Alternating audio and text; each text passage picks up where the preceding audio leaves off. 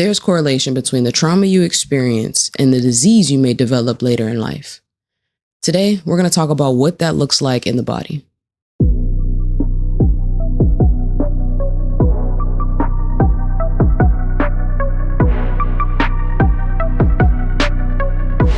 Welcome back to another episode of The Inside Perspective.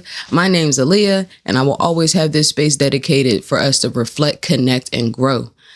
Today we have an interesting topic, something that I've been doing a lot of research on, quite frankly, ever since I discovered the topic itself whenever I was in college, almost at high school. Sheesh.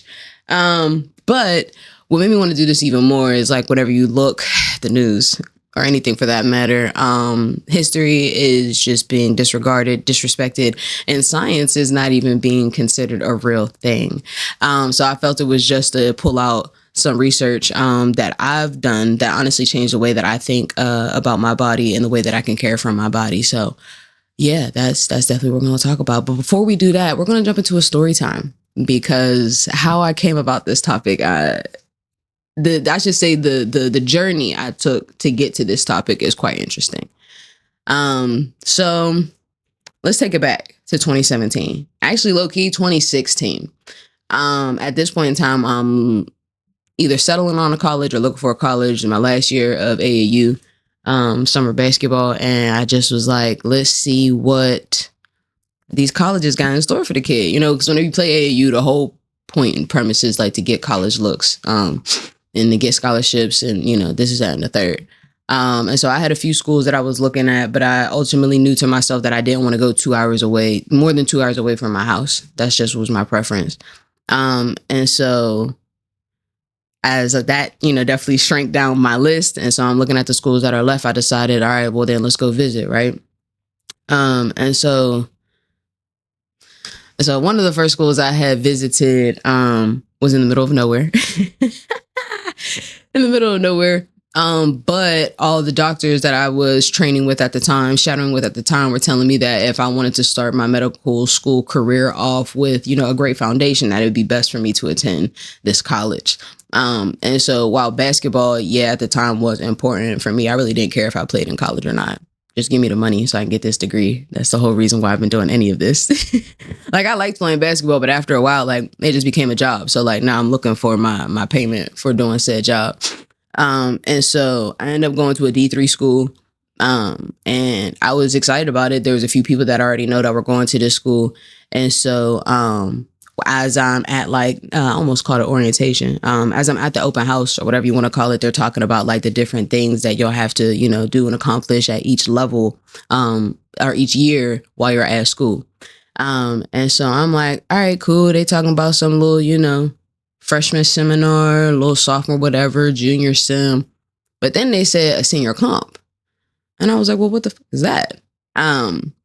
And so I'm sitting in this big old auditorium, you know, watching the screen. They're talking about like, yeah, so in order for you to graduate, you will need to write a composition. Now, I won't call it a thesis, because I think that's for like doctorate, PhD programs.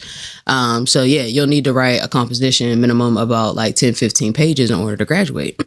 And at that time I said 10, 15 pages. Like, I just got done in high school where the longest paper I ever wrote, I think might've been like 5, 6 pages. So I was like 10, 15. I'm like, damn.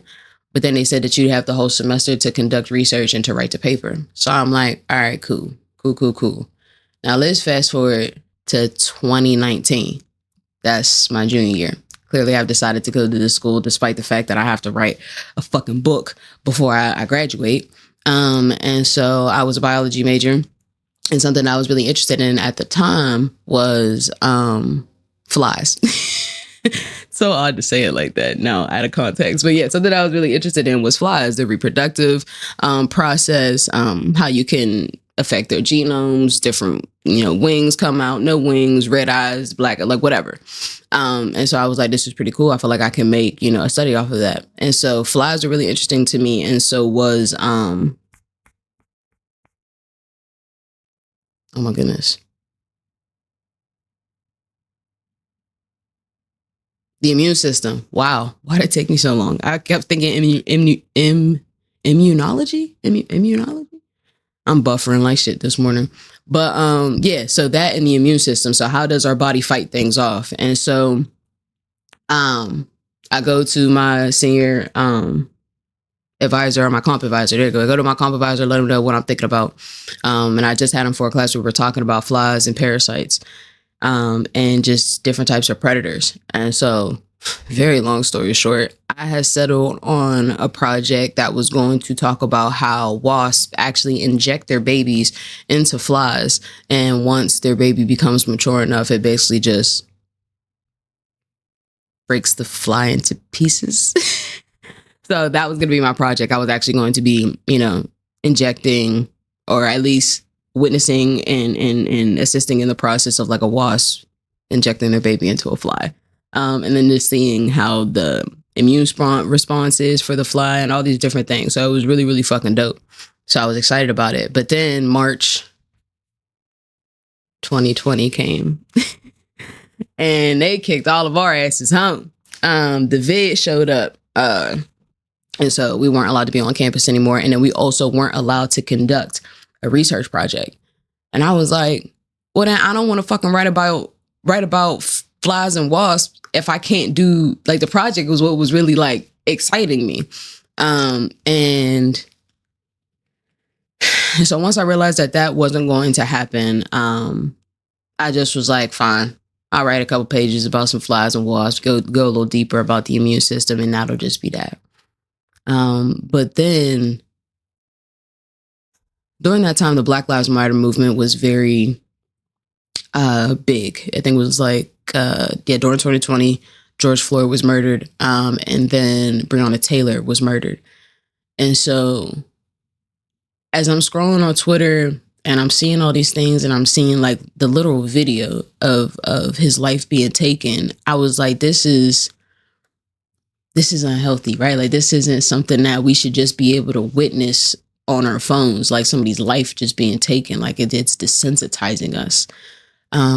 And I thought about how dark and how empty and just how sad that I have felt, how hopeless I felt. It made me think about Cornel West's term nihilism. And it's the lived experience of feeling just like hopelessness, lovelessness, purposeless. Like, why am I even here? What am I even doing? And Cornel West was saying that was something that a lot of Black Americans were experiencing.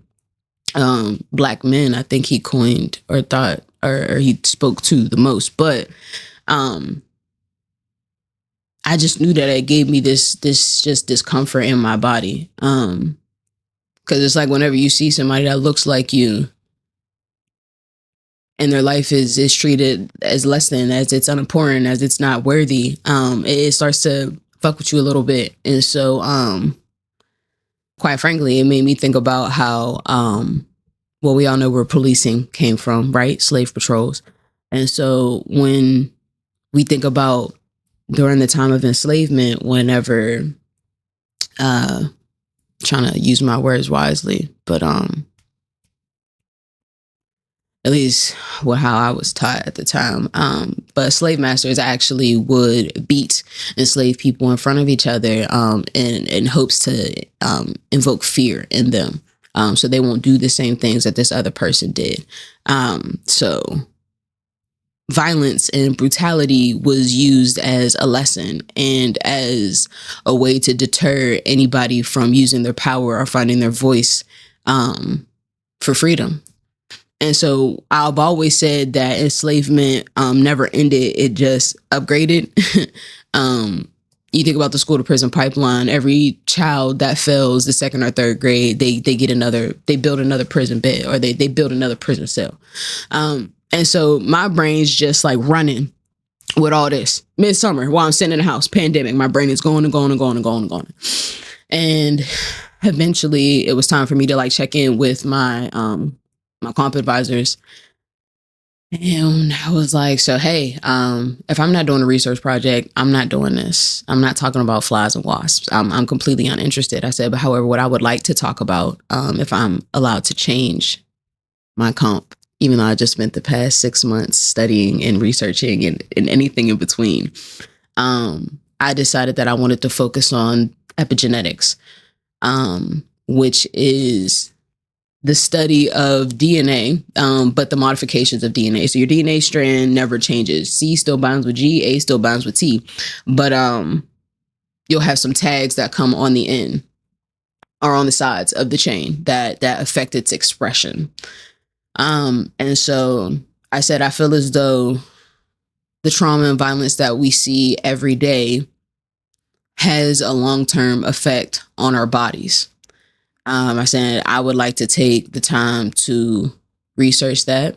And my minor was Black Studies. And so for your comp, you're supposed to combine like your major and your minor. And so I looked at the transgenerational epigenetic effects of trauma on the Black community, starting from enslavement all the way until present day. So that man looked me dead in my face. And at first I thought he was going to say no. Thought he was about to be like, no, you just spent 6 months, doing research, doing all this. You're going to start all the way over. And you literally only have like, I had my senior year to write it still. But I just spent like the entire first semester of my junior year studying, preparing. And then also the first part of, my spring semester. And so he was like, in theory, you have the time. He was like, I think that this is an amazing topic. I think it's something worth studying and presenting on. So he approved it. And I was like, oh shit. So that was my journey, at least, in coming to the topic of this idea. The idea of this topic. Yeah. Wow. Because I felt like it was important for me to understand what's happening in my body whenever I'm going through total stress, total anxiety. And I knew that it was happening to other people as well. And I felt that it was important, at least for people to understand what's happening in their bodies whenever certain things are occurring in life, like in our walking, in the physical. In hopes that maybe, education is responsibility. And so I was hoping that with the more information that I had shared at that time about why our bodies are going through this feeling whenever we see somebody being completely disregarded, their life being disregarded and thought of as less than, that in and of itself actually is a traumatic experience for your body. So it was tough. It was really tough to do my comp because it was basically like re-traumatizing myself. I looked at every instance in history from just being stolen, right? Like just being physically taken from your land, your family, your home. Not knowing where you are, the language being spoken, everything around you is violence. Being enslaved itself, being in enslavement itself, the practice of enslavement itself. And then I went into Jim Crow, lynching, mobs. I studied each part of history. And then found other instances of history, because it's not like I can go back and check the DNA of enslaved people. I can't go back and check the DNA of, somebody that was a part of the civil rights movement in the 1960s. And so what I had to do then was find, which now I think about it, so what I had to do was find other studies about other people that had gone through certain things. So the Rwandan genocide, the Holocaust, or any famines. I had to go into other people's histories to find moments of this exact trauma happening to them and altering their DNA and leading to some form of disease. And then compare that to the experience of a Black person. Which was really tough. I had to take a lot of breaks while I was writing. I had to take a lot of breaks while I was researching. I was getting personal accounts. Like I had so many different versions of, what's the word? I had so many different versions of, oh my God, my brain can't even think about it. Cause it's like there's first, third, and something else. First accounts, second accounts, third accounts. Nevertheless, I had a bunch. I even read a personal story from a man that talked about how he had to run from a mob that was trying to lynch him. And that he had ran home so fast that he had just had enough time to tell his family to run and hide and to leave because they were coming. Because it wasn't enough for them if they couldn't find him, then it's like they're taking the entire family outside, right? And I can get even deeper and deeper into just how vile and disgusting it was for people to be able to, like, for white people at the time to be able to take someone from their home for whatever they felt like was justification enough to do this to somebody, hang them, burn them, take souvenirs of their body, skin, nails, teeth, limbs. You know how, like even just talking about it now, I could feel the stir in my body. And so I felt that it was important for me now, considering the recent events that have just been happening in life, to take the time to break down scientifically what's happening in our body whenever we're experiencing these things. And so I said that we were going to have some guests. We was going to have some dope people come out and teach us about themselves and what's going on. And so I felt that this was a great episode for you guys to all learn about the trauma scientist. So she will be with us shortly, and we'll be breaking down scientifically what this trauma and epigenetics and transgenerational, all of those terms look like. So, so y'all thought it was going to be a brand new person. Yeah, no, it's me, your girl. We finna put this biology degree to work, okay? The science behind it with the trauma scientist. Yeah, get into it. Okay, so first let's start off with defining epigenetics just a bit more concisely, right? So epigenetics is the study of DNA and the changes that happen to it. So I also want to say more so the additions or removal of your DNA. DNA is the instruction of life. So everything that's anything has DNA or some form of it, or at least a chemical compound equation or chemical breakdown, chemical makeup. Wow. I need to get in the lab, man. It's been a So when we think about what DNA is, it makes up the proteins in your body. The proteins, blah, blah, blah, blah, blah, blah, blah. Explaining science sometimes gets me so excited because I started at one point and then I realized I should probably step back a couple steps. So this is me stepping back a couple steps. So your DNA chain is like a ladder.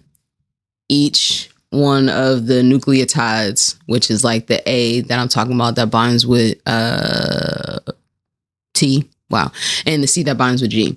And so as this ladder rung is created, it also is then sent to another area in the body or in the cell, where it gets ready for transcription, replication, any of those things to continue making more and more and more. And so whenever it goes to this site to get read, to be transcribed, it's fed through this, what is it, a protein ribosome?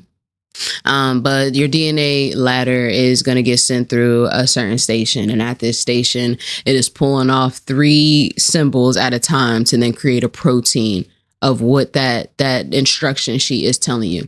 And so once these proteins begin to create, they're adding one to the other. And eventually it turns into an either bigger protein that then is sent off to do something else in the body, whether that's building your lung, building muscle, skeletal tissue, like any of these things. Like DNA is everything. And so what I learned while I was studying epigenetics is that there's something called DNA methylation. And it's whenever a methyl tag is attached to a certain part of your DNA strand. And so remember whenever I was talking about the DNA getting fed through this particular station in order to give the directions for the body to do whatever it needs to do to carry it out. So say this methyl tag is added to a certain part of the DNA. Everything about your DNA is chemically charged. And so when another chemical or another compound, whatever it may be, comes onto your DNA, it actually changes the way that it's shaped. And so if we're changing the way something is shaped, DNA is really small in the body and it's really, really, really, really, really wound up. Like, I think they said sometimes the DNA strand, not sometimes, the DNA strand can actually loop around the moon and come back. Like, that's how much DNA a person can have. And so as it's getting put through this machine to then be read, if that methyl tag is now added to the DNA, it changes the structure, it changes the way that it looks. And so as it's getting fed through this machine, let's just call it that, at this place, it actually can't read it properly. Because if a methyl tag, let's say it makes the DNA more wound, more tight. And so while it's going through the machine, it can't read it. Just like whenever y'all go to Walmart and put your finger over the label to scan. Like, it's still getting scanned visually, but it's not actually picking up the label itself. And so let's say in that moment, it turns something off. So something that needed to be read, be turned on to help you in your body is now been shut off because you've experienced some level of trauma that is now that has now impacted your DNA. And so let's just say it might have been a tumor suppressor gene, right? So we want that tumor suppressor gene to be on to suppress the growth of tumors. But let's say that as it went through, it didn't get a chance to get turned on. It's still off. And so now as that instruction, as that DNA goes to the rest of your body, you don't have that thing to turn off your tumor suppressor growth thing. You know what I'm saying? So that's one example, broad example of what DNA methylation and trauma and these things kind of coexist with. And so what was really difficult for me to find, or I guess really difficult for me to prove, was that this was happening in Black bodies during these times of just violence, just pure violence, like enslaved people. And so I went and found a study from the Rwandan genocide. And that's where I was able to find, like, so the correlation that I was having trouble connecting was like, okay, trauma directly to this DNA methyl tag. Like, how can we say that something happened in life that was so vicious, so wrong, that it immediately made this DNA methylation happen or added it to the chain, and that's why it can't be read and it's not producing different diseases. And so the large scale picture that I had at the time is that I was looking at, because I was like, why do Black people die of cardiovascular disease than any other type of like race of person on the planet? Like, cardiovascular disease is the number one cause of death for Black people. And so as I'm sitting there, because I got to that point, because again, like I said, I like studying the immune system. And I just was like, well, why can't our bodies fight the way that others can? Or like, why is this our predicament, or why is this our perceived ending versus every other type of person, right? And so I decided to start researching, well, where does cardiovascular disease stem from? Like, where can this come from? So I found some studies. And so through like the research that I did about the Rwanda genocide, and through the research that I did whenever it came to the Holocaust or the famine, was it the Dutch famine? I can't remember. This was from like 2020. 2021. They were able to find specific genetic markers in the body that had DNA methylation that was in response to starvation, in response to violence. And so I'm like, well, if that's the case, like, let's go back even further. So I thought about the experience of an enslaved woman, an enslaved pregnant woman at that, malnourished, maltreatment. You could say it was definitely hella ACEs. So adverse childhood experiences. So automatically I'm like, DNA methylation, DNA methylation, DNA methylation. Like, it just started to boom, boom, boom, boom. And so then when you think about these malnourished, enslaved women giving birth to more than likely premature, malnourished babies, and then still forced to do labor, doesn't really provide the best healthy experience. And so as I looked more into low birth weight children, I have found that there is a connection between them and cardiovascular disease developing later in life. And so I'm like, well, still, again, how? And so I didn't get that deep into like, ventricles of the heart, arteries of the heart, why they're changed, why they're this, yada, yada, yada. But I was able to skim over some information that basically was getting to the point of whenever you are born with a low birth weight, it affects the way in which your heart develops, or like your blood pumps throughout the body. And I was like, okay. So if we think about for 400 years,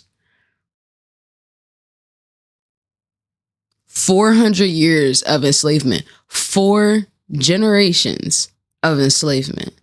Like, think about it. Some of us are only 2, potentially 3 generations removed from enslavement. That's how serious it is. And so what we're seeing now is the repercussions of enslavement on Black bodies. Cardiovascular disease, the number 1 cause of death. Right after that is diabetes. Like it just, or congestive heart failure. It's a lot of diseases of the heart until then it gets to diabetes, lung cancer, colon cancer, prostate, like all these different things. And so whenever I thought about the correlation, I said, even if I didn't have the DNA to back it up, I would find so many other experiences that did. And so I did. My comp ended up having over 7 pages of references because I was just so hell bent on finding as much information as I could to prove my research question correct, or find the answers to my research question. And I feel as though I did. I feel as though I did a great job of, one, understanding the mechanisms of DNA transcription and replication. Understanding how different adverse experiences directly correlate to the way our DNA and the way our genes are expressed. And so it brought me to a point of feeling better. And that it brought me to a point to where like I didn't feel like I was crazy, right? Like for a while when I was doing my research and I couldn't find like direct connections or like direct studies about what I wanted to find, like it didn't make sense to me. But once I was finding different areas that I could still pull from and connect to and say like, you can't say this is true without saying this is true. And so that felt really dope for me. It was tough. It was a lot to go through because it was a lot of information in a limited amount of time. But I felt like it was really important to discuss those things. My comp ended up being about 85 pages. I wrote from like the basic understanding of biology all the way down into the trenches of epigenetics. But then I also talked about history, right? So we're probably starting from like 1600s all the way up until, 2020, because I ended my Black History section by talking about Breonna Taylor and honoring Breonna Taylor, because it's not too different from who I am and where I am. So knowing that the chronic stress that I was already putting on my body by looking at all this information, like by looking at the videos, by looking at or listening to the tapes of just what happened to the people that look exactly like me because of what happened in of history, right? So because we come from a history of policing and a history of enslavement, you can't really expect a society, you can't really expect the whole jurisdiction to now change the way that they do things and change the way that they see things whenever they don't want to. And because they don't want to, it keeps our body in this perpetual state of stress. So for me, in my mind, when I was writing this, I was like, well, wow, if they don't kill us actually, they'll kill us figuratively. They'll kill our spirit. They'll kill our confidence. They'll kill our love for each other. They'll do whatever they need to do in order to keep us in whatever form of a shackle or a chain is necessary, unless you're making $1 billion. Then it don't matter that much, supposedly. But because I knew that I wanted to take myself out of that state and I wanted to encourage other people to do it as well. I remember being on campus talking to people like, yeah, enslavement, low birth weight babies, direct correlation of cardiovascular disease, which is the number one cause of death for Black people. Like, y'all, we got to take care of ourselves. We got to eat better. We got to drink more water. We need to meditate. We need to learn how to sit with our emotions and to process them. I was in therapy the other day, and I usually don't like crying in front of people. We're unpacking that, though, and the tears are starting to fall however they can see fit, and I'm all right with that. But whenever I was telling my therapist how I felt whenever it came to crying, and she was like, crying is the body processing. That's it. That's it. Your hormones, your body, whatever it was that you were experiencing, your emotions, you felt it. And now your body just wants to finish processing it. And so I can say one of the biggest things that has helped me in processing my stress and processing my feelings and emotions is crying. Something that I never thought it was weak. I just thought you were stronger if you didn't cry. I'm healing. Don't judge me. Excuse me. That was my first step in making sure that I was like, I'm no longer holding this stress in my body. I have to release it. I have to let go of this, because I think we're just so used to holding on to things, right? But certain things we just have to let go. We have to let flow. And it's been really helpful, and definitely working with the therapist, actually noticing my emotions, understanding my feelings, giving them room, not judging myself. Those are all parts of me removing stress from my body that I'm inflicting, right? That I've taught my body to do. So with what you've learned today, is there anything that you can start doing differently in your day-to-day, or encourage somebody else to do differently in their day-to-day, that will help them take off some of the stress from their body, some of the trauma that they're experiencing in their life? You can't escape all trauma, but we can't sit here and say that we've never been self-inflicted in the trauma that we've have discovered, that we have experienced.